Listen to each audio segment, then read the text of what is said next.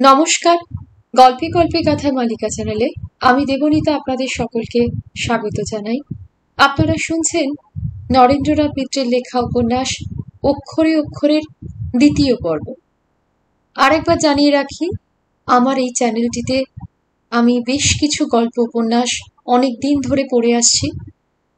যারা গল্প শুনতে উপন্যাস শুনতে ভালোবাসেন তাদেরকে অনুরোধ করব আমার প্লেলিস্টটা একটু চেক করবেন। যদি আপনাদের ভালো লাগে ওখান থেকে পছন্দ মতো গল্প আপনারা শুনতে পারেন। আসুন শোনা যাক অক্ষরে অক্ষরে উপন্যাসটির দ্বিতীয় পর্ব।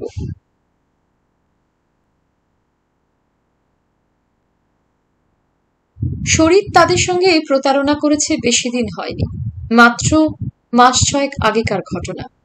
কিন্তু ইতিমধ্যে বাড়ির সবাই সে কথা ভুলে যেতে বসেছে। যা দুঃখকর, যা অপ্রিয়, তা লোকে কতক্ষণই বা মনে রাখতে চায়। মণিমালা ভারী ফুর্তিবাজ, আমোদে মেয়ে। হাসি ঠাট্টায় গানে গল্পে বাড়ির সবাইকে অন্যমনস্ক রেখেছে। সেই আঘাত অপমানের কথা কেউ প্রায় তোলেই না আজকাল। তুলে লাভই বা কি? কিছুকাল আগে একবার খবর এসেছিল শরিত বিয়ে করেছে। ভালোবেসে বিয়ে। বালিগঞ্জবাসী কোনো এক অ্যাডভোকেটের মেয়ে, জাতে কায়স্থ। অসবর্ণ বিয়েতে অ্যাডভোকেট নাকি মত দেননি, কিন্তু আইন আদালতের সম্মতি পাওয়া গেছে। নীলকমলের আর এক বন্ধু সুরেন গল্প করেছিল চমৎকার নাকি দেখতে শরিতের স্ত্রী। নাম পর্ণা, গায়ের বর্ণ উজ্জ্বল গৌর, টানা টানা নাক চোখ। কেবল দেখতেই সুন্দরী নয়, বিদুষী বলেও শোনা গেছে। বিয়ে পাশ করেছে বছর ছয়েক আগে। এই মেয়েটাও বোধহয় এবার দিয়ে ফেলবে। এই সংবাদে বাড়ির সবাই আরো একবার চঞ্চল হয়ে উঠেছিল, বিশেষত নীলকমল। বলেছিল এর শোধ নিতেই হবে।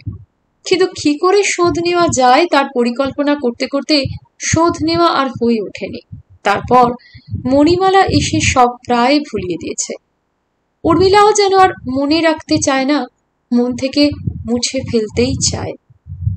কেবল সাজতেই যে ভালোবাসে মণিমালা তাই নয়, সাজাতেও জানে। বিকেলের প্রসাধন পর্বে উর্মিলাকেও যোগ দিতে হয় বৌদির সঙ্গে। না গেলে মণিমালা তাকে টানাটানি করে নিয়ে যায়। বলে, মাথার অত চুল কি জট পাকাবার জন্য রেখেছো ঠাকুরজি? তা চেয়ে একেবারে ন্যাড়া করে ফেলো ভাই। বাসা বাঁধবার জন্য মাথাটাকে যে উকুনদের ভাড়া দিয়ে রাখবে তা হবে না। ভেবেছ তোমার মাথার উকুন আমার মাথায় আসবে আর সারা রাত কুটকুট করে কামড়াবে? জেনে শুনে তা হতে দিতে পারিনে। চুল বাঁধা হয়ে গেলে স্নো পাউডার মাখা আর আলতা পরার পালা। উর্মিলা আপত্তি করে, ওসব থাক বৌদি, ওসব আমার জন্য নয়, ওসব আমাকে মানায় না। মণিমালা মুখ ভার করে জবাব দেয়, তাহলে আমাকেও মানায় না, পড়ে থাক সব। কোনোদিন বলে, আচ্ছা মানায় কি না মানায় একবার দেখোই না আয়নার সামনে দাঁড়িয়ে। এমন মেয়ে নেই যে তেল সিন্দুরে সুন্দর হয় না। কথাটা যে নিতান্ত মিথ্যা নয় তা মণিমালাকে দেখেই উর্মিলা বুঝতে পারে। বিয়ের পর মণিমালার রূপ যেন আরো খুলেছে। হাসিতে খুশিতে সত্যিই ভারী চমৎকার দেখায় তাকে। মণিমালা বলে, তুমি যদি অমন মুখ ভার করে রাখো ঠাকুরজি, নিজেকে যেন কেমন অপরাধী অপরাধী লাগে। উর্মিলা বুঝতে পারে কথাটা উল্টো করে বলতে চায় মণিমালা। এমন আনন্দের সংসারে মুখ ভার করে যে দুঃখের ভার বয়ে বেড়ায়, অপরাধটা তারই। উর্মিলা কিছুদিন জোর করেই মণিমালার হাসি ঠাট্টায় গান বাজনায় যোগ দিতে চেষ্টা করে। তারপর আর চেষ্টা করার দরকার হয় না, ইচ্ছা করেই যোগ দেয়। মণিমালা বলে, এই তো সুবুদ্ধি হয়েছে মেয়ের, এবার বিয়ে হলে বুদ্ধি আরো পাকবে। উর্মিলা হাসে, তুমি বোধহয় বিয়ের আগেই পেকেছিলে বৌদি। মণিমালা অস্বীকার করে না, বলে, তা পেকেছিলাম বই কি, পেকে বোটার সঙ্গে আলগাভাবে লেগেছিলাম আর কেবল তাকাচ্ছিলাম নিচের দিকে কার হাতে খসে পড়বো, কার হাতে খসে পড়বো। তারপর মণিমালা একেবারে গলা জড়িয়ে ধরে উর্মিলার, তুমিও এবার খসে পড়ো ভাই, অমন বউটা আঁকড়ে শুকিয়ে যেও না। গাছের তলায় মানুষ তো ভাই একজন নয়, 1000 জন, তাদের 1000 জোড়া হাত। হাত পা ছেড়ে দাও, কারো না কারো হাতে পড়বেই, পড়েই সুখ, ডাল ধরে ঝুলে থেকে সুখ নেই। স্বামী পেয়ে খুবই যে খুশি হয়েছে মণিমালা তাতে সন্দেহ নেই। তার মনের আনন্দ যেন একটু একটু করে উর্মিলার মনেও সঞ্চারিত হতে থাকে। উর্মিলা বলে, যে কোনো একজনের হাতে পড়লেই হলো বুঝি? এমন সুন্দর একখানা হাতে পড়েছ কিনা তাই আনন্দ আর ধরে না মনের। মণিমালা জবাব দেয়, হা হা হা, কি ভাই গরবী বনি না একখানা হয়েছ। তোমার দাদার মতো সুপুরুষ যেন নেই জগতে। শোনো তবে বলি, ভাগ্যগুণে হাতখানা যে সুন্দরী মিলে গেছে তা অস্বীকার করি নে, কিন্তু একটু কম সুন্দর হলেও যে আফসোসে একেবারে মরে যেতাম তা ভেবো না। দূর থেকে দেখলেই ভালো মন্দ, একেবারে কাছে, একেবারে হাতের মধ্যে, সব হাতই সুন্দর। হাতের কালো ধলায় সরু মোটায় কিছু আসে যায় না ঠাকুরজি। হাতের আদর নিয়ে কথা, তাই পেলেই হলো। উর্মিলা হেসে বলে, যার তার হাতে আমাকে গছিয়ে দেবে বলেই বুঝি তোমার এসব যুক্তি বৌদি? মণিমালাও হাসে, তাছাড়া কি, যত সস্তায় পারি হাতেই যে দিতে হবে তারই বা কি মানে আছে? হাতটাকে তো ভালো, না হলে একেবারে কাঁধে উঠিয়ে দেব, সে আরো ভালো। তাই নীলকমল আর মণিমালা যখন সম্বন্ধ খুঁজতে বেরুলো তখন উর্মিলা ঠিক জোর করে বাধা দিতে পারল না। এই উপলক্ষে দুজনে আর একবার একসঙ্গে বেরুচ্ছে বেরোক, দুজনকে একসঙ্গে চলতে দেখলে ভালোই লাগে। নীলকমল ফিরে এলো অন্য খবর নিয়ে। সোমনাথবাবুর বাড়িতে একটা জিনিস দেখে এলাম উমি, একেবারে আস্ত নয়, একটু ভাঙাচোরাই, কিন্তু পাওয়া যায় খুব সস্তায়। উর্মিলা মণিমালার দিকে ফিরে মৃদুস্বরে বলল, আমার জন্য তো সস্তা জিনিস খুঁজতেই বেরিয়েছিলে তোমরা। কিন্তু উর্মিলার ঠাট্টার কোনো জবাব দিল না মণিমালা। মুখ ভার করে বলল, তোমার দাদার কাণ্ড কাহিনী তার নিজের মুখ থেকেই শোনো ভাই, আমি কিছু জানি নে। এমন খামখেয়ালি মানুষ আমি আর দুটি দেখিনি দুনিয়ায়। উর্মিলা হেসে বলল, সে কথা তো অনেকদিন শুনেছি, এবার ব্যাপারটা কি শুনি? দায় পড়েছে, মণিমালা বলল। যিনি শোনাবার তিনিই শোনাবেন, তোমরাই বলো শোনো, আমি কাপড় টাপড় বদলাই গিয়ে। মণিমালা নিজের ঘরে গিয়ে ঢুকল আর উর্মিলার ঘরে বসে আনুপূর্বিক সমস্ত বৃত্তান্তটাই বলে গেল নীলকমল। সোমনাথবাবুর ভাগ্নে কিছুতেই বিয়ে করবে না, তাকে রাজি করানো সম্ভব নয়। তবে বন্ধু বান্ধব আত্মীয় স্বজনের আরো অনেক ছেলে আছে তার জানাশোনা, তাদের সঙ্গে ক্রমে ক্রমে আলাপ পরিচয় যোগাযোগ করবেন। বিয়ের জন্য ভাবনা কি? বিয়েটা তো আজকাল আর মধ্যবিত্ত ঘরে আসল সমস্যা নয়। কন্যাদায়ের কথা ভাববার অবসর কই মানুষের, অন্য চিন্তায় চমৎকারা। যারা বিয়ে দেবে তাদেরও, যারা বিয়ে করবে তাদের আরো বেশি। কোন ভরসায় বিয়ে করবে ছেলেরা? কেবল সোমনাথবাবুর ভাগ্নে নয়, আরো অনেকেই যে বিয়ের কথায় ঘাড় নাড়ে, তাতে দোষ দেওয়া যায় না তাদের। ঘাড় শক্ত না হলে মাথায় বোঝা নেবে কি করে? আর আমাদের দেশের ভদ্রলোকের ঘরের মেয়ে ছেলে এখনো পর্যন্ত বোঝা ছাড়া কি? পালকির চলন দেশ থেকে প্রায় উঠে গেছে, কিন্তু তাই বলে আরোহিণীরা তো আর সঙ্গে সঙ্গে নামতে পারেনি। এখনো চলেছে কাঁধ বদলাবার পালা, বাপ ভাইয়ের কাঁধ থেকে স্বামী পুত্রের কাঁধে। নিজে বিয়ে করেননি সোমনাথবাবু, নীলকমলের সাহসকে তিনি ধন্যবাদ দিলেন। একটু বিদ্রুপ করে বললেন, দুঃসাহস। খানিকটা সিনিক হবারই কথা। জীবনে কোনো কিছু করে সার্থক হতে পারেননি। জেল থেকে বেরিয়ে এসে রাজনীতির সঙ্গেও প্রায় যোগাযোগ বিচ্ছিন্ন হয়ে গেছে। বারবার দল অদল বদল করেছেন, শেষ পর্যন্ত কোনো দলের সঙ্গেই মত মেলেনি। রাজনীতি থেকে অর্থনীতি, তাতেও অনেক কিছু করে দেখেছেন সোমনাথবাবু, সার্থকতার পরিমাণ বাড়েনি। জনকয়েক বন্ধু মিলে একটা কটন মিলের পরিকল্পনা করেছিলেন, তা হয়নি। খুলেছিলেন একটা প্রেস, পাবলিকেশন রাইট নিয়ে বইপত্র বেরও করেছিলেন দু একখানা, তাও ভেঙে চলে গেছে। নীলকমল বলল, কিন্তু গেলেও কিছু কিছু জিনিস এখন ওর বাড়িতে রয়েছে দেখলাম উমি। একটা ট্রেডল মেশিন আছে, টাইপ কেসও কিছু কিছু আছে ছড়ানো ছিটানো অবস্থায়। একেবারে আমার মতোই অসহায় অগোছালো মানুষ। কিন্তু ভুল বললুম, আমি অগোছালো হলেও ওর মতো অসহায় নই। আমার সহায় আছিস তুই, গুছিয়ে দেওয়ার জন্য তুই রয়েছিস। উর্মিলা বলল, এই সঙ্গে বৌদিরও নাম করো দাদা। মাথায় একটু খাটো হলেও কানে মোটেই খাটো নয়, প্রত্যেকে শুনে টুনে ফেলবে। ঠাট্টার কথা নয়, আমি জিজ্ঞেস করলুম জিনিসগুলি এভাবে রেখেছেন কেন? ফের প্রেস চালাবার ইচ্ছে আছে নাকি? সোমনাথবাবু ঘাড় নাড়লেন। চালাই যদি অন্য কিছু চালাবো। ফেল করা ক্লাসে দ্বিতীয়বার পড়িনি, ফেল করা কাজে দ্বিতীয়বার হাত দেওয়ার অভ্যাস নেই আমার। অধ্যাবসায় নেই বলেই তো কিছু হলো না।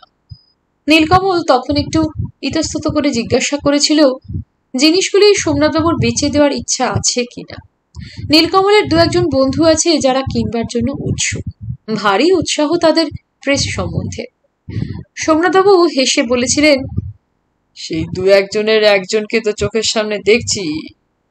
এককালে বনেদি ঘরের ছেলে ছিলুম বাবাজি, জিনিস কিনেছি, জিনিস বেচিনি। এমন কত জিনিস নষ্ট হয়ে গেছে, হারিয়ে গেছে, সমস্ত জীবনটাই তাই। এখন ভাবি কিছু কিছু কাউকে বিলিয়ে দিলেও হতো।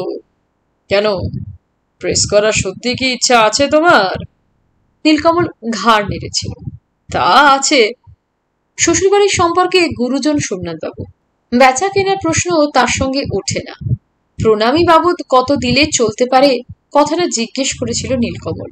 সোমনাথবাবু বলেছিলেন, প্রণামী মানে তো একজোড়া খদ্দরের ধুতি, তার বেশি মণিমার কাছ থেকে আমি কি কিছু নিতে পারি? নীলকমল বলেছিল, কিন্তু মণিমার কাছ থেকে তো নয়, আপনি নেবেন আমার কাছ থেকে। তোমার কাছে 10,000-এর 1 পয়সা কমেও ছাড়বো না। জিনিসপত্র যা আছে নতুন কিনতে গেলে 1,000 টাকার কম হবে না। কিন্তু সোমনাথবাবুর ভাবভঙ্গিতে বোঝা গেল 1,000 সোমনাথবাবু ছাড়তে পারেন জিনিসগুলি। সবই যে একসঙ্গে দিতে হবে তার কোনো মানে নেই, 2-3 কিস্তিতে দিলেই চলবে। অবশ্য আরো 1,000 টাকা খাটাতে হবে সেই সঙ্গে। কিন্তু এত বন্ধু বান্ধব রয়েছে, কিছু কিছু ধার কি কারো কারো কাছে মিলবে না? প্রেসের মোহ নীলকমলের কেবল আজকের নয়, প্রায় স্কুলের আমল থেকে। হাতে লেখা ম্যাগাজিন বের করেছিল একবার, টাকার অভাবে ছাপা হয়নি। নীলকমল দীর্ঘশ্বাস ছেড়ে বলেছিল, নিজেদের যদি প্রেস থাকতো। তারপর কলেজি আমলেও বহু কবিতা নানা সাময়িক পত্রিকা থেকে ফেরত এসেছে নীলকমলের। অনেকদিন ক্ষোভ করেছে নীলকমল। যত সব বাজে জিনিস ছেপে পাতা ভরবে, অথচ ভালো জিনিস চোখে দেখবে না। থাকতো যদি নিজেদের একটা কাগজ। কাগজ অবশ্য কিছুদিন একবার করেছিল নীলকমলরা, কিন্তু মাস 5-6 বেশি টেকেনি। প্রেসের দেনা সেদিন পর্যন্ত 7 টাকা 10 আনা বাকি ছিল। সেসব কথা উর্মিলার অজানা নেই। একটু চুপ করে থেকে উর্মিলা বলল, বেশ তো দাদা, সুবিধা মতো পাওয়া গেলে জিনিসটা নিয়েই নাও না। নিতে যে একেবারে না পারি তা নয়, কিন্তু তোর। উর্মিলা হাসল। আমার জন্যই তো নিজেদের প্রেসে বিয়ের নিমন্ত্রণের চিঠি সবচেয়ে ভালো করে ছাপতে পারবো দাদা। নীলকমল বলল, কথাটা মিথ্যে বলিসনি উমি। প্রেসের ব্যবসা এই যুদ্ধের বাজারে খুব ভালো চলছে। হয়তো দেনা মেটাতে বছর 2 মাত্র লাগবে। উর্মিলা বলল, তা লাগুক, প্রেস কিন্তু করতেই হবে দাদা। সারদাবাবু বললেন, তোদের কি মাথা খারাপ? টাকা নেই, করি নেই, ব্যবসা শেষে কি সর্বশান্ত হবি? নিভাননী বললেন, কুমুর বিয়ে তাহলে কোনোদিনই দিবি না তোরা? এই মতলব তোদের? নীলকমল বলল, মতলবটা তোমার কাছে খুলেই বলি মা, কুমুর বিয়ে দেওয়ার গরজ আমার সবচেয়ে বেশি, কিন্তু এমন নমনম করে দেওয়ার ইচ্ছা নেই। এতদিনই গেছে, আর 2 বছর তুমি সবুর করো মা। মণিমালা বলল, তোমার দাদাকে একমাত্র তুমি থামাতে পারো ঠাকুরজি। হ্যাঁ, দাদাকে থামাই, আর তোমরা 1,000-1,500 টাকা মাত্র খরচ করে যার তার হাতে আমাকে তুলে দাও। ওই টাকায় যে কালো কুচ্ছিত বর হবে, তার চাইতে কালিমাখা প্রেস ঢের সুন্দর হবে দেখতে। কেউ বাধা দিয়ে আটকে রাখতে পারল না নীলকমলকে। কয়েকটা মাস সে ভূতের মতো খাটতে লাগলো। কোন বন্ধুকে ধরে কিভাবে কত টাকা ধার নেওয়ার ব্যবস্থা করা যায় সে সম্বন্ধে মাথা খাটালো। ব্যাংকার বন্ধু স্নেহাংশুকে ধরে স্ত্রীর কিছু গয়না বন্ধক রেখে ব্যবস্থা করলো 1,000 কয়েক টাকার ওভারড্রাফটের। কোথায় কোন বন্ধুর ভগ্নিপতির টাইপফাউন্ডি আছে, একটু চেষ্টা করলে বাজারের চাইতে একটু কম দরে মিলতে পারে ভালো টাইপ। কোথায় কালি, কোথায় কাগজ। সরকারি কর্মচারীর কোন আত্মীয়কে ধরলে লাইসেন্স মিলতে পারে সহজে। তার জন্য কেবল চোরকিবাজির মতো ঘুরতে লাগলো নীলকমল। অবাক হয়ে গেলেন সারদাবাবু আর নিভাননী। ছেলের যে এত নিষ্ঠা এত কর্মশক্তি প্রচ্ছন্ন ছিল ভিতরে, তা যেন কোনোদিন তারা ভাবতেও পারেননি। হবে না কেন? দেখতে, শুনতে, বলতে, কইতে তো কারো চেয়ে ফেলনা নয় নীলকমল। এতদিন কিছু করেনি বলেই হয়নি, কেবল ঘুমিয়েছে, আড্ডা দিয়েছে, নভেল পড়েছে, পদ্য মিলিয়েছে, আর কিছু করবে কি করে? এবার নতুন রসের সন্ধান পেয়েছে নীলকমল, মনের আনন্দ খুঁজে পেয়েছে মনের মতো কাজের মধ্যে। রোদের মধ্যে ছোটাছুটি করে হয়রান হয়ে আসে নীলকমল। উর্মিলা আঁচল দিয়ে ঘাম মুছিয়ে দেয় কপালের। মণিমালা পাশে দাঁড়িয়ে পাখার বাতাস করে। উর্মিলা বলে, দাদা এতদিন অকেজো ছিল, বিয়ে করার পর হঠাৎ কাজের মানুষ হয়ে উঠেছে। দাদার সমস্ত ইন্সপিরেশনের তুমি মূল বৌদি। মণিমালা ঘাড় নাড়ে। কথাটা একেবারে মিথ্যা কিনা তাই এমন শুনিয়ে সব বলতে পারছো। মূল যে কে তা সবাই জানে। কেন, আমি কি দেখতে শিকড় বাকড়ের মতো?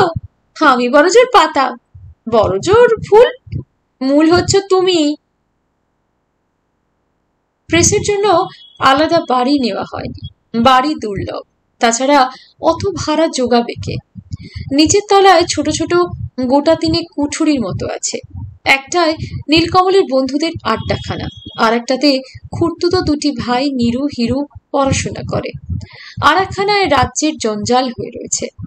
একসময় গান বাজনার শখ ছিল সারদা বাবুর। সেই ছাউনিহীন বায়া তবলার খোল, ভাঙা একটা ইজি চেয়ার, মাছ ধরবার ছিপ, ভাঙা একটা রঙিন কাঁচের লণ্ঠন কেন যে ফেলে দেওয়া হয়নি তা কেউ জানে না। এই তিনটে কুঠুরি এবারে কাজে লাগবে। ছক কেটে কেটে তৈরি হলো নকশা। বৈঠকখানায় অফিস বসবে, আর দুটো ঘরে মেশিন আর টাইপ কেস। সিঁড়ির নিচে যে ছোট জায়গাটুকু আছে সেখানেও একটা বাল্ব ফিট করে দিলে একজন কম্পোজিটর দিব্যি কম্পোজ করতে পারবে বসে বসে। নীলকমল আর উর্মিলা দুজনে মিলে ঘরগুলি সাফ করতে শুরু করলো। নিভাননী একবার বললেন, বায়া তবলা জোরে একেবারে ফেলে দিসনি যেন, ওর শখের জিনিস ছিল তখনকার। নিভাননী আর একবার এসে দাঁড়ালেন দোরের সামনে। ও নীলু, ও উর্মি, তোরা কি হাত পা কেটে মরবি নাকি? আমাকে বললি পারতিস, আমি দিতুম সাফ করে। ভাঙা কাচের টুকরো পায়ে বেঁধে বসুক, তারপর ঘটাও আর এক কাণ্ড। নীলকমল বলল, বিধুক বা বিধুক, তাতে কিছু হবে না, অমন অস্থির হয়েও না তুমি। নিভাননী বললেন, না, অস্থির হব কিসের? কাঁচের টুকরোর যে কি জ্বালা তা যেন আমার জানতে বাকি আছে। ওই এক টুকরো কাঁচে উনি 3 মাস শয্যাশয়ী হয়ে পড়েছিলেন সেবার। রিকশায় লরিতে মালপত্র এসে হাজির হতে লাগলো। বোঝাই হলো 3 ঘর। গম গম করতে লাগলো বাড়ি। উদ্যোগ পর্বের উল্লাস উত্তেজনা মাস কয়েক আগের বিয়ে বাড়িকেও হার বানালো। এবার নাম, কি নাম হবে প্রেসে? নীলকমল বলল, প্রেসের নামের আগে তোর নামটাই বসিয়ে দিউমি, বেশ লাগবে শুনতে। উর্মিলা ঠোঁট টিপে হাসলো। কার নামটা যে মনে মনে বসাবার ইচ্ছা তা আমার জানা আছে। মণিমালা প্রেস, 2 বছর বাদে এন্ড পাবলিকেশন। কানে কি খুব খারাপ শোনাচ্ছে দাদা? মণিমালা বলল, অত ঠাট্টা কেন? আমার নামটা না হয় সেকেলেই। নামকরণ নিয়ে প্রথম প্রথম অবশ্য ঠাট্টাই চলল, কিন্তু সপ্তাহখানেক ধরে গুরুতর ধরনের বৈঠক বসিয়েও পছন্দসই নাম বের করা গেল না। নীলকমলের প্রস্তাব নাকচ করে উর্মিলা, উর্মিলার প্রস্তাব নাকচ করে মণিমালা, মণিমালার প্রস্তাব নীলকমল আর উর্মিলা দুজনে মিলে বাতিল করে দেয়। ইংরেজি বাংলা কোনো শব্দই পছন্দ হয় না কারো। ভালো ভালো শব্দ সংগ্রহ করার জন্য র্যাক থেকে নামলো চলন্তিকা, নামানো হলো অক্সফোর্ড ডিকশনারি, বের করা হলো রবীন্দ্রনাথের খান 25-30 কবিতার বই। কিন্তু কোনো একটি শব্দের সুখশ্রাব্যতা সম্বন্ধে 3 জন একমত হতে পারল না। দেব দেবী, নদী পর্বত, দেশনেতা, কোনো নামই কারো নামই ঠিক যেন 16 আনা পছন্দ হয় না। একজনের পছন্দ হয়তো 2 জন খুঁতখুত করে, 2 জনের মত মেলে তো আর একজনের খুঁতখুতানি যায় না। আর সেই খুঁতখুতি শেষ পর্যন্ত আরো 2 জনের মনের মধ্যে সংক্রামিত হয়। হাল ছেড়ে দিয়ে নীলকমল বলল, অত কথায় কাজ নেই, মায়ের নামেই ডাকবো প্রেসের নাম, নিভাননী প্রেস, ব্যাস, আর কোনো কথা আমি শুনতে চাই না। 2 কানে 2 আঙুল দিল নীলকমল। কোনো আপত্তি শুনবো না, ভালো হোক মন্দ হোক, দিস ইজ সেটেলড। আপত্তি করল নিভাননী নিজে। তার নামে প্রেসের নাম হতে যাচ্ছে শুনে ছেলে মেয়ে দুজনকে তিনি ডেকে বললেন, ছি ছি ছি, তোদের কি কোনো কাণ্ড জ্ঞান নেই? আমার নাম নিয়ে তোরা হইচই করছিস, আর একজনের কথা মনে পড়লো না বুঝি তোদের? বাড়ির কারোর নাম যদি দিসি, ওর নাম দিবি। বাবার সম্বন্ধে মার বিরূপতার কথাই জানতো নীলকমল আর উর্মিলা। সব সময় দুজনের মধ্যে খিটিমিটি লেগে আছে। এক সময়ও ভালো মুখে স্বামীর সঙ্গে কথা বলেন না নিভাননী। লাঞ্ছনা গঞ্জনা লেগেই আছে মুখে। সারদাবাবু বেশি কথা বলেন না, কিন্তু দু একটি যা টিপ্পনি কাটেন তা মর্মভেদী। স্বামী স্ত্রীতে প্রায় বনিবনাও হয় না। বড় বড় ছেলে মেয়েদের সামনে নিভাননী গালাগাল দেন স্বামীকে। কোনো রাত্রে ঝগড়া করে স্বামীর ঘর থেকে বেরিয়ে মেয়ের কাছে এসে শোন, কিন্তু প্রেসের নাম রাখবার বেলায় নিজের নামের বদলে স্বামীর নাম রাখবারই উপদেশ দিলেন তিনি। কেবল উপদেশ নয়, অনুরোধ। ওর নামই রাখ, সেই ভালো হবে। রঞ্জন বাদ দিলে ও নামের মানে তো সরস্বতী, তাই না? উর্মিলা হেসে বলল, ইস, নামের মানেটা পর্যন্ত মুখস্থ করে রেখেছ দেখছি, মানেও জানো। নিভাননীও হাসলেন। জানবো না কেন, শুনেছি এন্ট্রান্স পর্যন্ত ভালো ছেলেই ছিলেন ক্লাসে। ফার্স্ট না হলেও সেকেন্ড থার্ড ওদের নাকি প্রায়। নীলকমল বলল, মানে প্রায় সরস্বতীর বরপুত্র, একেবারে বড় না হলেও মেজো সেজো। সারদাবাবুর অনুমতি নেওয়ার কেউ অপেক্ষা করল না, তবু কথাটা কানে গেল তার। ছেলে মেয়েকে ডেকে সারদাবাবু বললেন, ব্যাপারটা কি, মরবার আগেই চিতায় মর দিচ্ছিস বুঝি? উর্মিলা মুখ ভার করে বলল, কি যে বলো বাবা। নীলকমল কোনো জবাব না দিয়ে মুখ ফিরিয়ে চলে এলো মার কাছে। বলল, গালাগাল ধমকাইটা কিন্তু মুখের মা, ভিতরে ভিতরে কিন্তু বেশ ইচ্ছে। নিভাননী মৃদু হেসে বলল, আহ থাম বাপু। থামবো কি? আপিসের খাতায় সংক্ষেপে এস চ্যাটার্জি সই ছাড়া তো নামগন্ধ নেই কোথাও। আর রীতিমতো সাইনবোর্ডে, ছাপার অক্ষরে, প্যাডে, হ্যান্ডবিলে, সব জায়গায় তিনি অন্তত 500-700 বার তো মুখ থেকে মুখে ফিরবে নামটা, তা সহ্য হবে কেন? উর্মিলা হেসে বলল, সত্যি দাদা, তোমার মতো এমন কৃতিপুত্র আর হয় না। এর চেয়ে বাপের নাম আর লোকে কি করে রাখে? নিবারণীও একটু হাসলেন, বললেন, নিয়ে আমাকে কি বলছিলেন জানিস? বলছিলেন আমার নাকি খুব অসুবিধা হবে। কেন, অসুবিধা কিসের? উর্মিলা দাদাকে হাত ধরে টেনে নিয়ে এলো। অসুবিধা কিসের আমার কাছে শোন, কোনো বুদ্ধি শুদ্ধি তো নেই। অসুবিধা লোকের সামনে প্রেসের নামটা মা মুখ ফুটে বলবেন কি করে? ভাসুর হলে না হয় বর্দা টর্দা অন্য একটা নাম বলে চালাতেন, কিন্তু এই যে বড় সাংঘাতিক নাম, উচ্চারণও করতে পারবেন না আবার। নীলকমলও হাসল। তাই তো, তাহলে পাবলিসিটির একটি মুখপাত্র তো আমাদের হারাতে হচ্ছে। সারদাবাবুর অমত সত্ত্বেও সারদা প্রেসই বহাল রয়েছে শেষ পর্যন্ত। বিজ্ঞাপন দেওয়া হয়েছে ছোট ছোট 2-4টে কাগজে, মাস মাইনে নয়। ফোরাম করে জনা তিনেক কম্পোজিটর নেওয়া হয়েছে মেশিন ম্যান। চেক বই, হ্যান্ডবিলের কিছু কিছু অর্ডার পত্র জোগাড় করে দিয়েছে বন্ধুরা। কাজ শুরু হবে 1 আষাঢ় থেকে। পঞ্জিকা দেখে শুভক্ষণ ঠিক করে দিয়েছেন সারদাবাবু। এই উপলক্ষে বন্ধুদের নিমন্ত্রণ করতে চায় নীলকমল, করুক, কিন্তু শরীরকে কেন? সে কি বন্ধু? সে কি শত্রু হওয়ার উপযুক্ত? নিমন্ত্রিতদের মধ্যে দেখলে শরীরকে লোকে কি ভাববে, কি বলবে? মাঝে মাঝে ছেলে মানুষের মতো ব্যবহার করে উর্মিলার দাদা। কেন এই নাম ফের উচ্চারণ করতে গেল নীলকমল? কেন লিখতে গেল খাতায়? উর্মিলা বেশ করেছে, নিভের আঁচড়ে কেটে দিয়েছে নামটা। সেই দাগশুদ্ধ কাটা নামটা অন্ধকারে আর একবার চোখের সামনে ভেসে উঠল উর্মিলার। বুকের ভিতরে কোনো একটা জায়গায় যেন টনটন করে উঠল। সেখানেও বড় একটা দাগ আছে, নিবের নয়, ছুরির।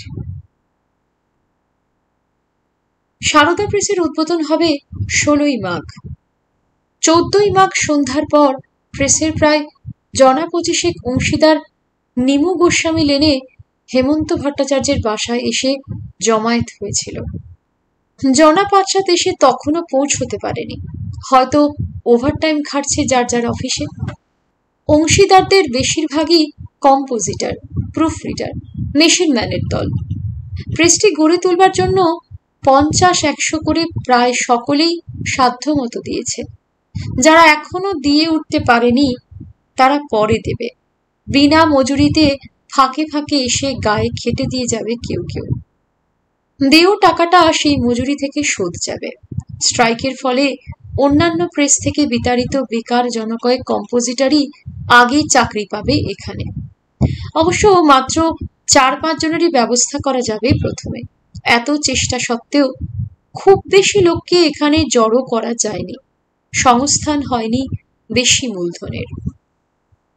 অনেক খুঁজে পেতে বহু ধরা করা তদবির সুপারিশের পর মন্ডল স্ট্রিটে ছোট ছোট খানতিনে ঘর পাওয়া গেছে প্রেস খুলবার জন্য।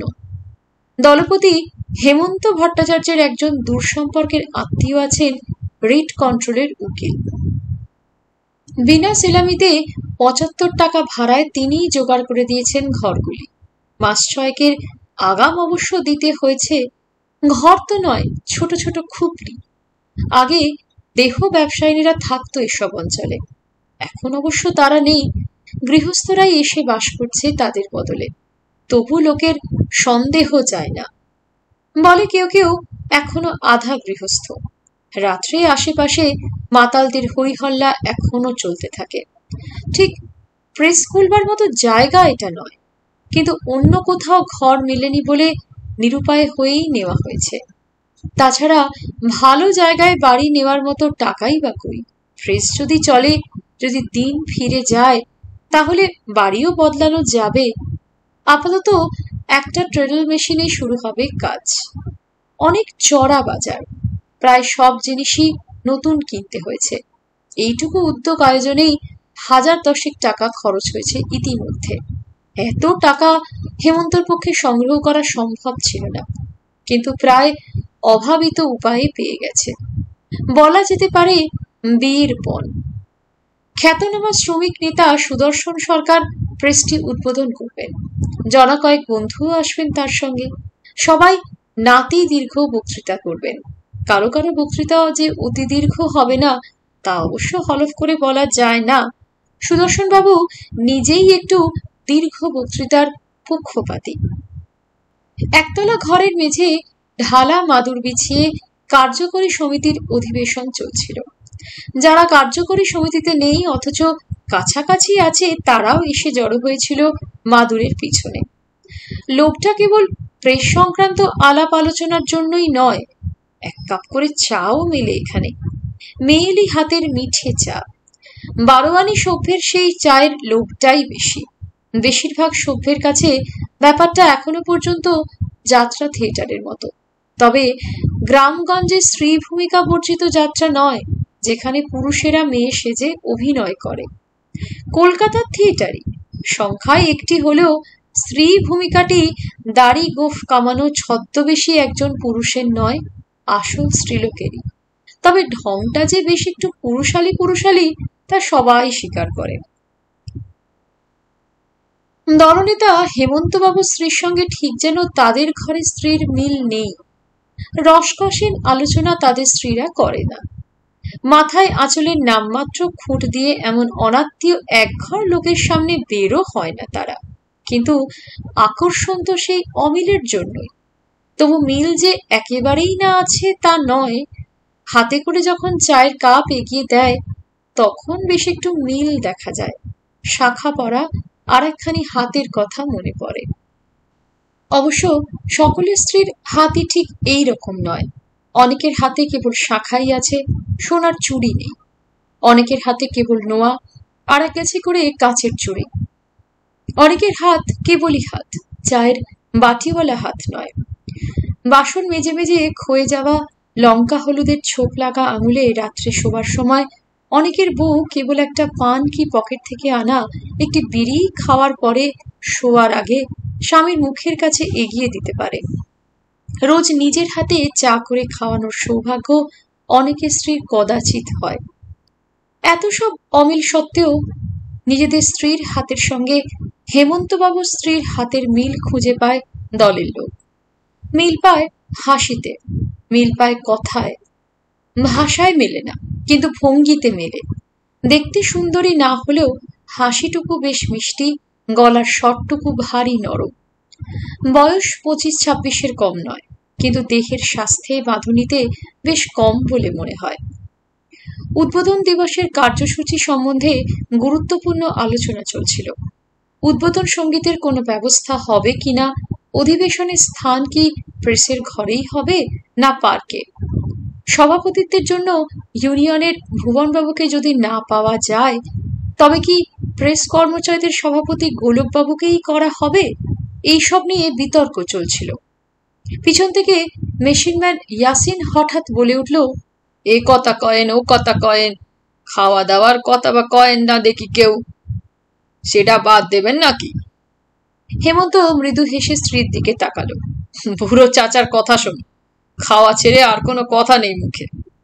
বাইরে থেকে যারা আসবেন তাদের আপ্যায়নের ব্যবস্থা করা হয়েছে, কিন্তু নিজেদের জন্য কোনো বন্দোবস্ত হয়নি। এখনো পর্যন্ত আয়ের নাম দেখা নেই, গোড়াতেই খরচ বাড়িয়ে লাভ কি, এই ছিল কার্যকরী সমিতির মত। কিন্তু ইয়াসিনের প্রস্তাবটা এবার আলোচিত হওয়ার মর্যাদা পেল। সত্যি, যারা বক্তৃতা দিতে আসবেন তারাই কেবল খেয়ে যাবেন, আর যারা কষ্ট করে বসে বসে শুনবে তারা কোচার খুঁটে শুকনো মুখ বুঝবার ভান করবে, এমন হতে পারে না। শুভ দিনে মিষ্টি মুখটা সবারই চাই। হেমন্ত স্ত্রীর দিকে তাকিয়ে স্মিত হাস্যে বলল, দেখছো তো উর্মিলা, সবারই মুখ চুলবুল করছে এখানে, মিষ্টি মুখের ব্যবস্থাটা মঞ্জুরি হয়ে যাক ওই দিন। উর্মিলা ঘাড় নেড়ে বলল, বেশ। সঙ্গে সঙ্গে চঞ্চল হয়ে উঠল সমস্ত ঘরটা। খাতা পেন্সিল নিয়ে সুরেশ তক্ষুনি বসে গেল ফর্দ করতে। হেমন্তর হাতে অভ্যাগতদের নামের লিস্ট। খানিক বাদে ভঙ্গ হলো সভা। দু চারটে নাম যদি বাদ পড়ে থাকে হেমন্ত যেন বসিয়ে নেয়। হেমন্ত বলল, আত্মীয় স্বজনদের বললে হয় না? বেশ তো, বলো না। আমার আত্মীয় স্বজন তো তেমন কেউ নেই, তোমার দাদাও তো হাসপাতালে, তবে তার পক্ষ থেকে তার বন্ধু শরীফবাবুকে বললে হয়। উর্মিলা কোনো কথা বলল না। হেমন্ত আবার বলল, দি ওকে একখানা কার্ড পাঠিয়ে খবরটা জানানো মন্দ কি? উর্মিলা স্বামীর মুখের দিকে শান্তভাবে তাকিয়ে বলল, বেশ তো। হেমন্ত টানা টানা অক্ষরে লিখল, শ্রীযুক্ত শরীফ মুখোপাধ্যায়। তারপর স্ত্রীর মুখের দিকে তাকিয়ে বলল, আমাকে মাফ করো মিলু, আমি কেটে দিচ্ছি এ নাম। উর্মিলা মৃদু হাসল, থাক না, কাটবার কি হয়েছে। হেমন্ত অনুতাপের সুরে বলল, এসব ব্যাপারে আমরা পুরুষেরা সত্যিই ভারী ছোট। তুমি কিছু মনে করলে না তো? সত্যি বলো, কিছু মনে করনি? না, কি আবার মনে করব? তাহলে নামটা কেটে দিই কেমন, ভুলটা সংশোধন করি। উর্মিলা বলল, অমন একটু আধটু ভুল থাকা ভালো প্রুফরিডারের জন্য, নইলে তার তো কোনো কাজই থাকে না। কিন্তু নামটা থাক না, দরকার হলে আমিও কেটে দিতে পারবো। শোয়ার সময় সুইচ অফ করবার আগে তালিকার দিকে আর একবার চোখ পড়ল উর্মিলার। হেমন্ত ঘুমিয়ে পড়েছে অনেকক্ষণ। তালিকা আর কলমটা রয়েছে টেবিলের ওপর। নামটা কেটে দিলেই হয়, কিন্তু থাক না, 6 বছর আগে এ নাম একবার কেটে দিয়েছিল বলে আজও যে কাটতে হবে তার কি মানে আছে? নিবিড় ডগায় নাম কাটবার আর দরকার নেই। গভীর ক্ষত না রাখতে পারলেও ছুরির আঁচড় কিছু তো রেখে আসতে পেরেছে এই নামী লোকের মনে। যদি নাই রাখতে পেরে থাকে তাতেও ক্ষোভ নেই। ওসব কথা নিয়ে মাথা ঘামাবার মতো সময় কই উর্মিলার? সুইচ অফ করে উর্মিলা ঘুমন্ত স্বামীর পাশে গিয়ে শুয়ে পড়ল। আশ্চর্য একরকমের ঘটনা এক একজনের জীবনে একবারের বেশি যখন ঘটে তখন জিনিসটা এমন অদ্ভুত হয় যে কাউকে বলা যায় না। ভয় হয় পাছে বানিয়ে বলা গল্প বলে মনে করল কেউ। কিন্তু গল্পই বুঝি কেবল বানানো হয়, জীবন বুঝি আর বানানো হয় না। নিজের হাতে আর 5 জনের হাতে সেই বানানো জীবন বানানো গল্পের চেয়ে বুঝি কম অদ্ভুত? কিন্তু ঠিক একরকম ঘটনায় কি বলা যায়?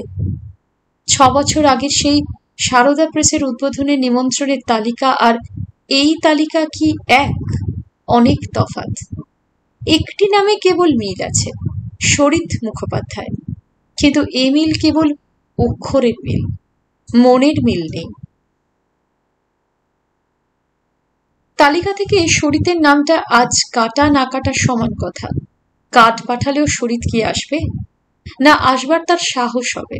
6 বছর আগেই হয়নি, আজ তো আরো হবে না। সেদিন উর্মিলা নামটা কেটে দিলেও নীলকমল সে কাটাকুটি মেনে নেয়নি।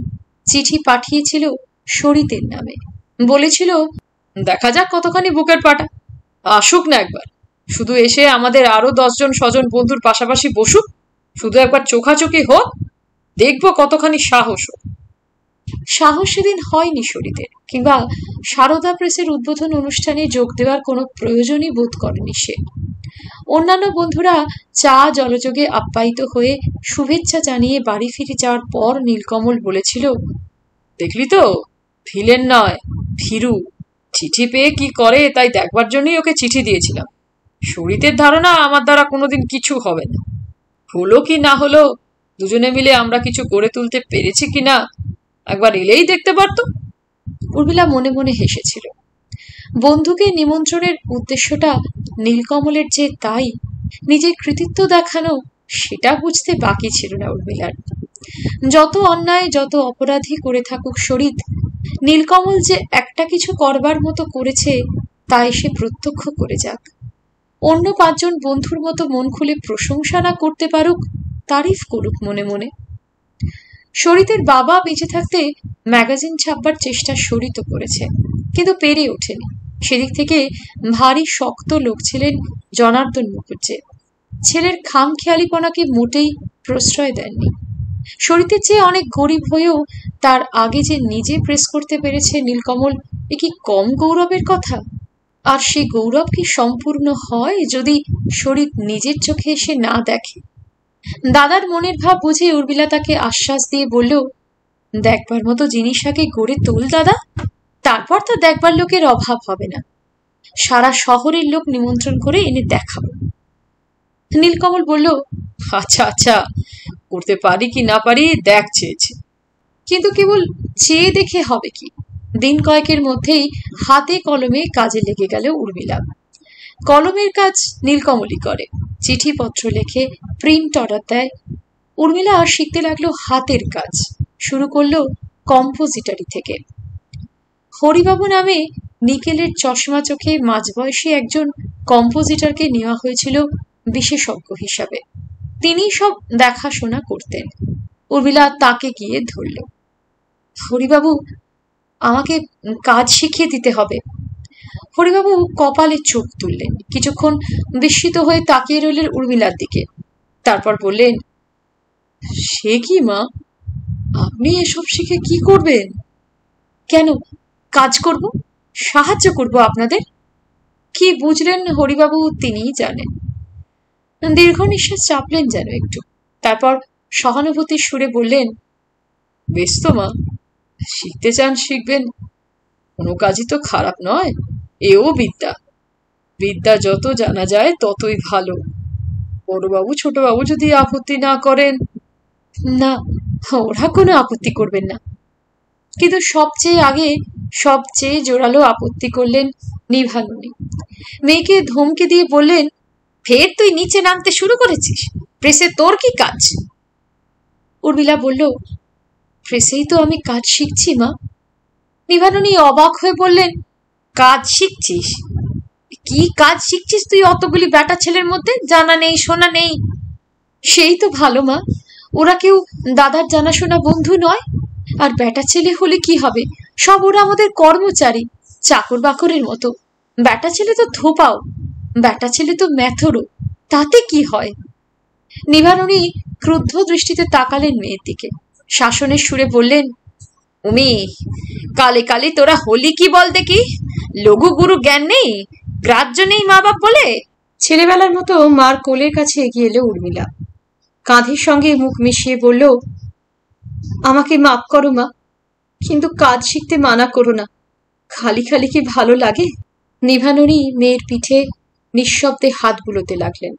হঠাৎ কোনো কথা বলতে পারলেন না।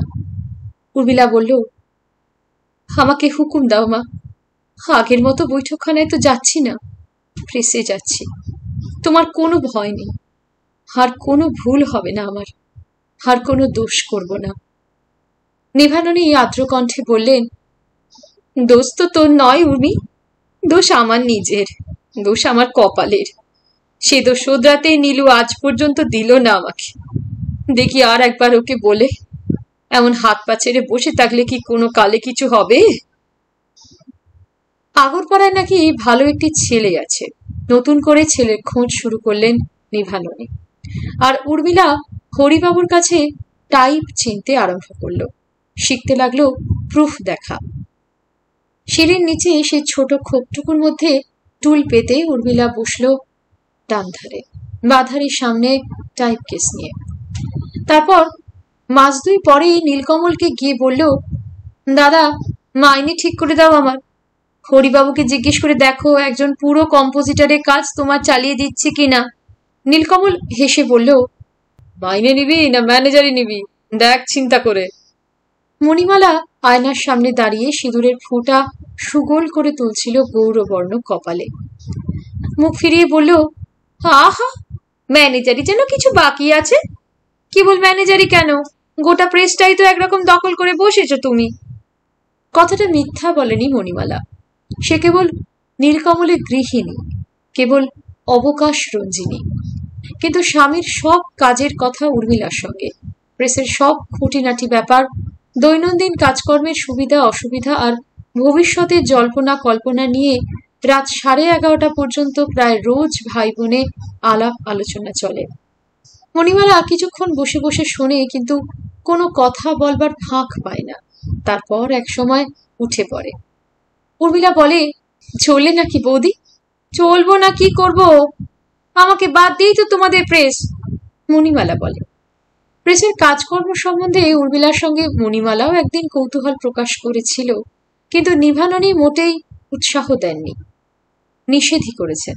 বলেছেন, না মা, উমি যাচ্ছে যা, তুমি বউ মানুষ, ওসবের মধ্যে তোমার গিয়ে কাজ নেই, লোকে নিন্দা করবে। তাছাড়া সবাই প্রেস নিয়ে মাতলে ঘর গৃহস্থালী দেখবে কে? উর্মিলাও নিজস্ব ভঙ্গিতে মার কথায় সায় দেয়। সত্যি বৌদি, দরকার কি তোমার প্রেস ঘরে গিয়ে? কালিঝুলি লাগবে। তোমার বুঝি লাগবার ভয় নেই? না বৌদি, নেই। উর্মিলা মাথা নাড়ে। আমার গায়ের রং আর প্রেসের কালির রং এক কিনা লাগলে বোঝা যাবে না, কিন্তু তোমার কথা আলাদা। অমন কাঁচা সোনার বর্ণে 2-1 ফোঁটা কালি যদি লেগে বসে, বাজার থেকে সাবান কিনতে কিনতে প্রেস নিলামে উঠবে দাদার। মণিমালা বলে, দরকার নেই ভাই তোমাদের প্রেস নিলামে তুলে, আমার তেল সাবান আলতা মাথায় থাকুক, তোমাদের প্রেস তোমাদের থাকলেই বাঁচি। যুদ্ধের বাজারে কাজ যেভাবে এগুতে লাগলো, তাতে মণিমালার তেল সাবান আলতা সরবরাহে কোনো ত্রুটি ঘটল না। দাখিলা, চেক, হ্যান্ডবিল, প্যাম্ফলেটের অর্ডার ভালোই আসতে লাগলো। গোটা কয়েক অফিস, ফার্ম, ব্যাংক, ইন্স্যুরেন্স কোম্পানির কাজ জোগাড় করে দিল বন্ধুর দল। বাধা খদ্দের হয়ে রইল তারা। 3 জন কম্পোজিটর ফুরনে কাজ করত, তাদের মাস মাইনে বেঁধে রাখা হলো। অফিসের 200 টাকা বাঁধা মাইনের চাকরি ছেড়ে চেয়ার, টেবিল, টাইপরাইটার, ফোনে ফ্যানে ভালো করে অফিস সাজিয়ে বসলো নীলকমল। সারদাবাবুর শরীর ভালো না, গ্যাস্ট্রিক আলসারে ভুগছেন অনেক দিন ধরে। ছেলেকে ওপরে ঘরে ডেকে পাঠিয়ে বললেন, ফের যে চাকরি ছাড়লি, খাবি কি? প্রেসের কাগজ কালি খেয়ে কি পেট ভরবে? চিরদিন চাকরি করে এসেছেন সারদাবাবু, চাকরি ছাড়লে যে অন্ন জল ছাড়তে হয় সে সম্বন্ধে তার কোনো সংশয় ছিল না। কিন্তু নীলকমল বাপকে ভরসা দিয়ে বলল, আপনার ভয় নেই বাবা, কি খেয়ে পেট ভরে কি খেয়ে পেট ভরে না তা আমার জানবার বয়স হয়েছে। ফলটল যা আপনার খেতে ইচ্ছে হয় বলবেন, আনিয়ে দেব। সারদাবাবু মাথা নাড়ল, কিছু না, তোমার হাতের কোনো ফলে কাজ নেই আমার, যদি দিতেই হয় একেবারে 20 ফলই দিও। কথাবার্তার সময় উর্মিলা বসেছিল বাবার ঘরে।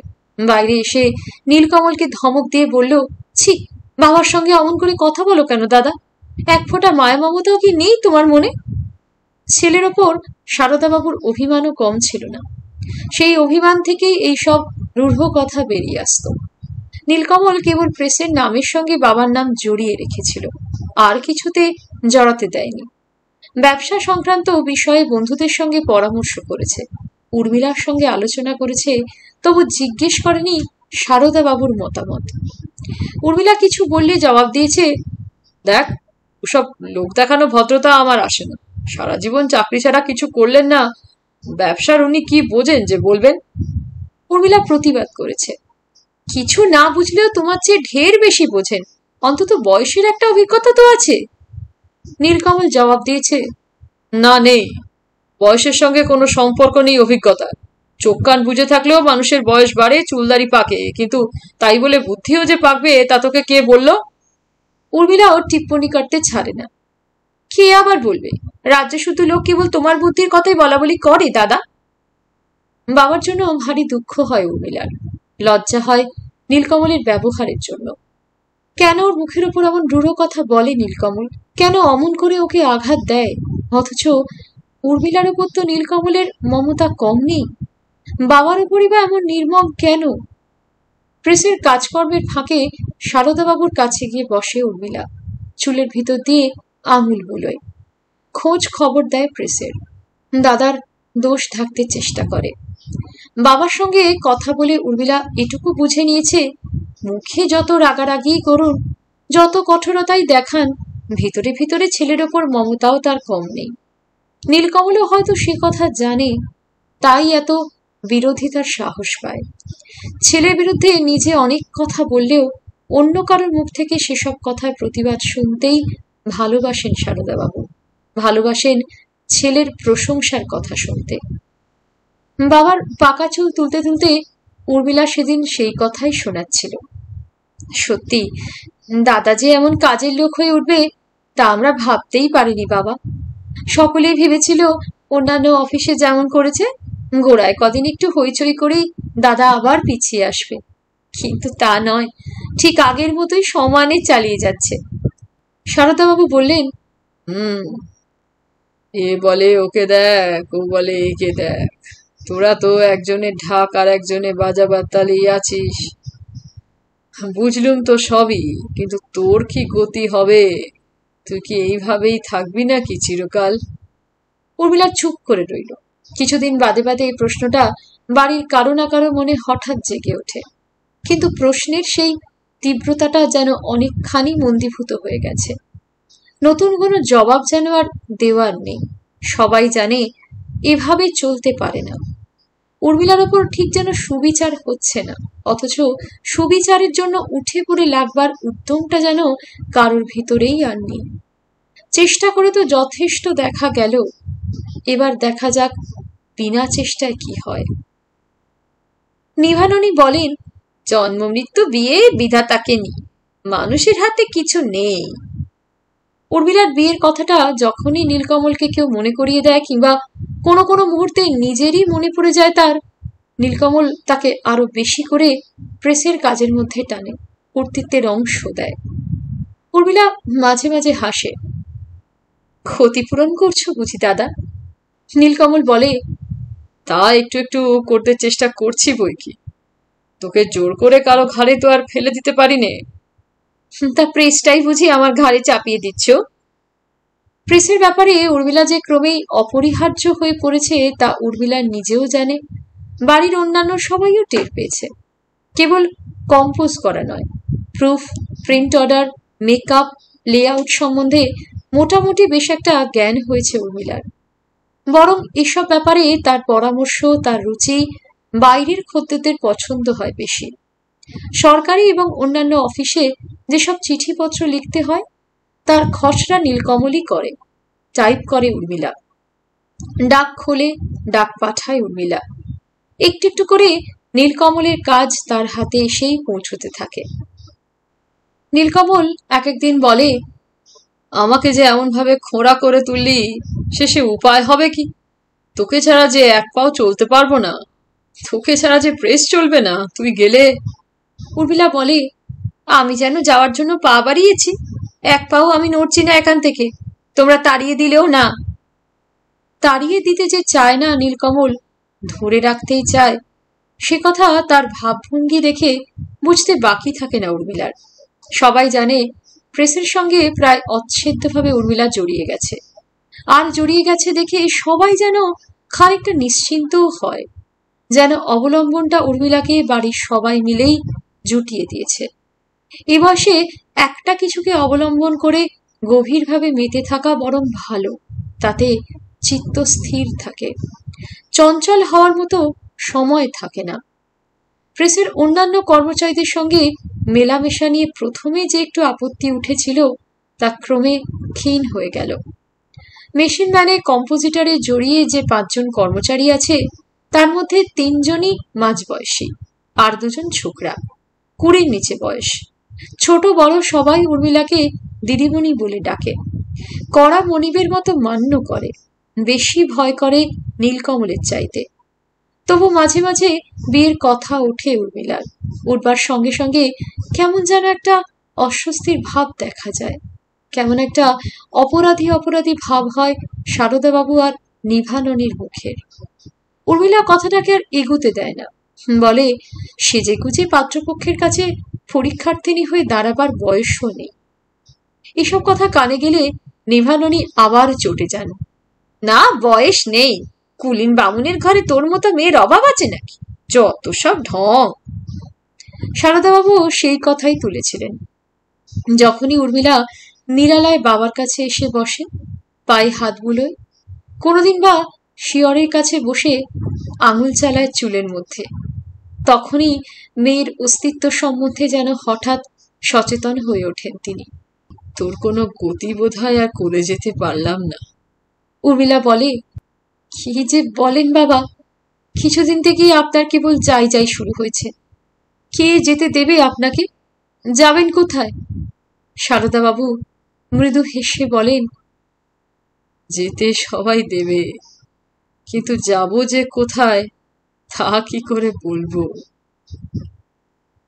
13-14 বছরের একটি ছোকরাকে রাখা হয়েছে বেয়ারা হিসাবে, নাম গন্ধর্ব। চেহারাটা অবশ্য গন্ধর্বচিত নয়, মুখ ভরা বসন্তের দাগ, নাকটা চ্যাপ্টা, ঠোঁটের এক জায়গায় কাটা, কিন্তু কাজকর্মে ভারী চটপটে। একতলা থেকে দোতলায় তার অবাধ গতিবিধি, প্রেসের কাজও করে, বাড়ির সকলের ফুট ফরমায়েশও খাটে। গন্ধর্ব এসে দৌড়ের কাছে দাঁড়ালো। দিদিমণি! উর্মিলা মুখ বাড়িয়ে বলল, কি বলছিস? দাদাবাবু ডাকছেন আপনাকে। উর্মিলা বিরক্ত হয়ে বলল, এই তো এলাম নিচে থেকে, বল গিয়ে আমি এখন যেতে পারবো না, বাবার সঙ্গে কথা বলছি।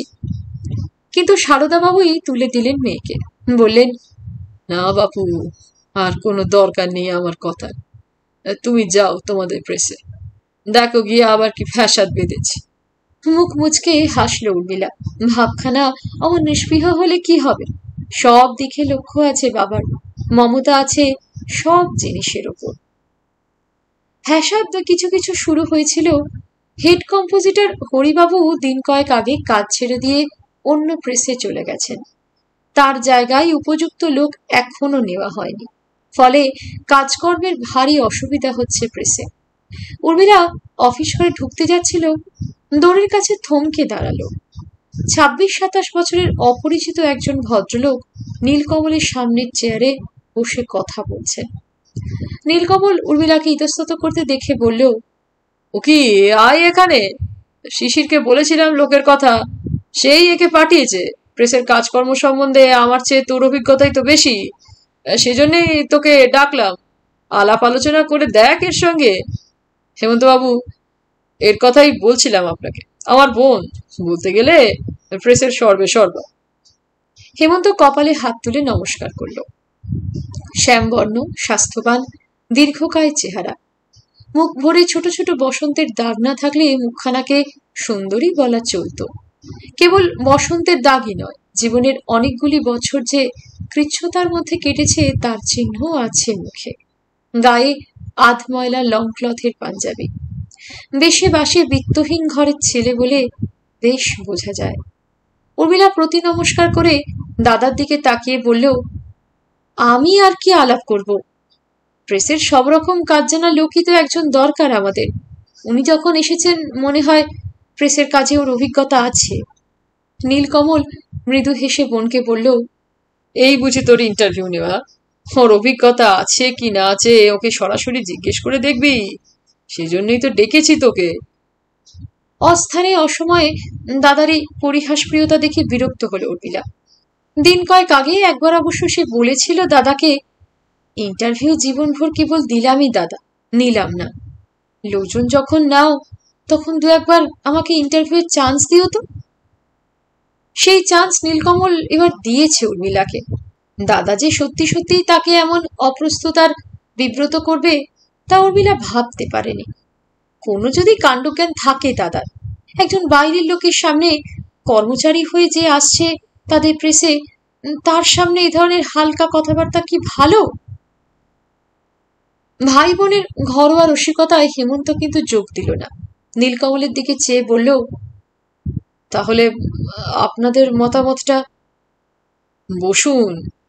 তারপর বোনের দিকে চেয়ে গম্ভীরভাবে বলল নীলকমল, উর্মি, তাহলে তোমার মতামতটা? উর্মিলা এবার সরাসরি তাকালো হেমন্তর দিকে, বলল, প্রেসের কাজকর্ম জানেন শুনলুম, কতদিন আছেন এ লাইনে? হেমন্তর চোখেও এবার যেন একটু বিস্ময় আর কৌতূহল ফুটে উঠল। সত্যি তার ইন্টারভিউ নিচ্ছে নাকি মেয়েটি? হেমন্ত বলল, বছর 4 হলো। কোন কোন প্রেসে কাজ করেছেন? বরিশালের 2-3টে প্রেসে ছিলাম। ও, মফস্বলে ছিলেন? তা সেসব প্রেসের চাকরি ছেড়ে এলেন কেন? হেমন্ত বলল, নানা অসুবিধার জন্যই ছেড়ে আসতে হলো। উর্মিলা গম্ভীরভাবে বলল, এখানে আমাদের একজন অভিজ্ঞ লোকের দরকার। চার্জে থাকতে হবে প্রেসের, দরকার মতো বাইরেও বেরোতে হবে। পারেন সেসব? রাস্তাঘাট সব চেনা আছে? জিজ্ঞেস করতে করতে রীতিমতো আত্মপ্রসাদ বোধ করলো উর্মিলা। দাদা দেখুক ইন্টারভিউ নিতে সে পারে কিনা। পাত্রপক্ষের কাছে কতবার কত রকম প্রশ্নই শুনতে হয়েছে। কেউ চেয়েছে রবি ঠাকুরের কবিতা শুনতে, কেউ বা রান্না, কেউ ঘর গৃহস্থালির। অসংখ্য রকম প্রশ্নের জবাব দিতে হয়েছে উর্মিলাকে। এতদিন পরে প্রশ্ন করবার অধিকার যখন নিজের হাতে এসেছে, তখন উর্মিলা তার শোধ তুলে ছাড়বে। কিন্তু হেমন্ত সব রকম প্রশ্নের সুযোগ তাকে এই মুহূর্তে দিল না। উর্মিলার প্রশ্নের জবাবে মৃদু হেসে বলল, এতদিন মফস্বলে থাকলেও কলকাতার রাস্তাঘাট আমি মোটামুটি চিনি, তাতে কোনো অসুবিধা হবে না। কাজকর্মের অভিজ্ঞতা কাজ দেখলেই তো বুঝতে পারবেন। সব কথা আমার নীলকমল বাবুর সঙ্গে হয়েছে। হেমন্ত নীলকমলের দিকে তাকালো। তাহলে? নীলকমল বলল, বলেছি তো, কাজকর্ম পছন্দ হলে আমরা টাকা 50 আপাতত দিতে পারবো। ইনফ্যান্ট প্রেস, এর বেশি খরচ করা এখন আর সম্ভব নয়। তারপর যদি উন্নতি হয় তখন আপনাদের সম্বন্ধেও নিশ্চয়ই বিবেচনা করা হবে। খেটে খুঁটে চেষ্টা করে দেখুন জিনিসটাকে আগে দাঁড় করানো যায় কিনা। আগে সে চেষ্টা তো করবই, হেমন্ত বলল। তাহলে কাল থেকেই লেগে যান। আমাদের আরো অনেক লোক ছিল হাতে, কিন্তু শিশিরের নাম করে এসেছেন আপনি। আপনাকে নিতে পারলেই আমরা খুশি হই। শিশির আমার ঘনিষ্ঠ বন্ধু। হেমন্ত উঠে দাঁড়িয়ে নমস্কার জানালো। তাহলে কাল থেকে? নীলকমল জবাব দিল, হ্যাঁ, কাল থেকেই লেগে যান, লোক শর্ট আছে আমাদের। হেমন্ত উঠে গেলে নীলকমল উর্মিলাকে বলল, ইন্টারভিউ নেওয়ার স্বাদ ছিল, হলো তো এবার। কিন্তু ইন্টারভিউ যারা দিতে জানে না তারা নিতেও জানে না। প্রেসের খুঁটিনাটি ভালো করে জিজ্ঞেস করলেই পারতি। অমন ঘাবড়ে গেলি কেন বল দেখি? উর্মিলা বলল, বাহ, ঘাবড়ালাম আবার কোথায়? লোকটি বেশ একটু চটেছে বলে মনে হলো, তাই না দাদা? চটবেই তো। এত বিষয় থাকতে তুই কাউকে বাঙাল মনে করলে সে চটবে না?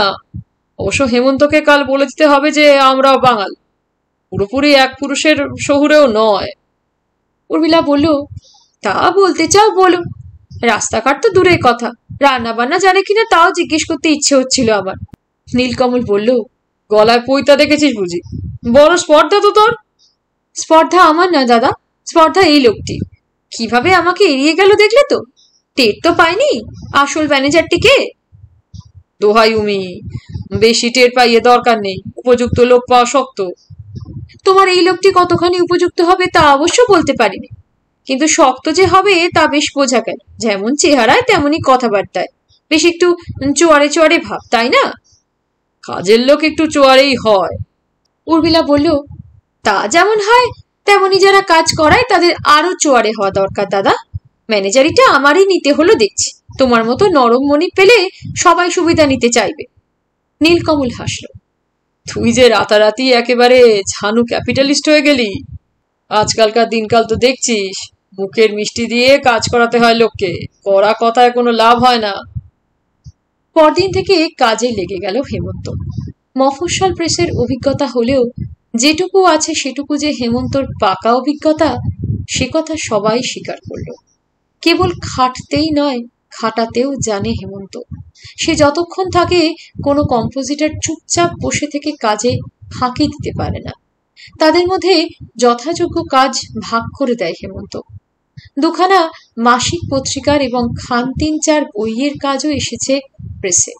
সেসব কাজে পেজের মেকআপ, লেআউটে আগেকার হরিবাবুর চাইতে হেমন্তর দক্ষতা ও সুরুচির পরিচয় পাওয়া যায় বেশি। নীলকমল বেশ প্রসন্ন হয়ে উঠল। এতদিনে সত্যিই একজন যোগ্য লোক পাওয়া গেছে। কিন্তু লোক যোগ্য হলেও ততখানি প্রসন্ন হতে পারল না উর্মিলা। হরিবাবু যখন ছিলেন, উর্মিলা যা পরামর্শ দিত তাই হতো। এমনকি অন্যান্য কম্পোজিটররা হরিবাবুর চাইতে উর্মিলার মতামত মেনে চলত বেশি। ভুল হলেও মান, কারণ পছন্দটা উর্মিলার পছন্দ। কিন্তু হেমন্ত আশায় অন্যরকম হতে লাগলো। নীলকমলও এসব খুঁটিনাটি ব্যাপারে সম্পূর্ণ নির্ভর করল হেমন্তের উপর। নিজের রুচি, নিজের পছন্দ, প্রত্যেকটি বিষয়ে মত খাটাতে লাগলো হেমন্ত। উর্মিলার নির্দেশ আর আমল দেয় না কেউ। উর্মিলা একদিন অভিযোগও করল দাদার কাছে। বলল, যা বলেছিলাম দাদা, তোমার এই হেমন্তবাবু কিন্তু সত্যি একটু বেয়াড়া বেয়াড়া। নীলকমল বলল, তা হোক, কাজকর্ম ভালো করলেই হলো। খুঁটিনাটি ব্যাপারে ওদের একটু স্বাধীনতা দিস। হাতের কাজ তো, বারবার যদি হাত টেনে ধরি সেটা করো না, ওটা করো না, তাহলে ওদের হাত চলবে না। নিজেদের মর্জি মাফিক ওদের খানিকটা চলতে দিতে হয়, না হলে ক্ষতি হয় কাজকর্মে। আমাদের দেখতে হবে ব্যবসার সুবিধা অসুবিধা। কিন্তু উপদেশটা ঠিক যেন মনোভূত হয় না উর্মিলার। ব্যবসার সুবিধা অসুবিধায় কি সবটুকু? নিজের পছন্দ নেই? নিজের পছন্দ মতো জিনিস নিজের হাতে করবার, নিজের চোখে দেখবার আনন্দ নেই আলাদা? তার নিজের ঘরের এক দেওয়ালের একখানা ফটো আর এক দেওয়ালে মা যদি টাঙিয়ে রাখে, উর্মিলার মন খুঁতখুত করতে থাকে। তার র্যাকের একখানা বই যদি দাদা তুলে নিয়ে যেমন তেমন করে বিছানার ওপর রাখে, মনে মনে ভারী রাগ হয় উর্মিলার। ব্লাউজের হাতের প্যাটার্ন যদি বৌদি উর্মিলার পছন্দ মতো না করে তার নিজের পছন্দ মতো করে, সে ব্লাউজ গায়ে দিয়েও কেমন যেন খালিগা খালিগা মনে হয় উর্মিলার। আর এত বড় গোটা একটা প্রেস, তার কাজকর্ম একজন বাইরের লোকের পছন্দ মতো চলবে? ব্যবসার খাতিরেও ওই কথাটা মেনে নেওয়া শক্ত হয় উর্মিলার পক্ষে। আরো একটা ব্যাপার দেখা গেল, শুধু নিজের পছন্দ খাটিয়েই হেমন্ত সন্তুষ্ট রইল না, উর্মিলার কাজকর্ম ও পছন্দ অপছন্দের ওপরও মতামত আর মন্তব্য করতে শুরু করল। আজকের মতো এখানেই শেষ করছি নরেন্দ্রনাথ মিত্রের লেখা উপন্যাস অক্ষরে অক্ষরে। ভালো লাগলে জানাবেন, লাইক তো করবেনই। আর আবারও জানিয়ে রাখছি, আমার চ্যানেলের আমার পড়া অন্যান্য ছোট গল্প, বড় গল্প, উপন্যাস এগুলো কাইন্ডলি শুনে দেখবেন। ভালো লাগলে চ্যানেলটিকে সাবস্ক্রাইব করে আমার পাশে থাকবেন। ধন্যবাদ।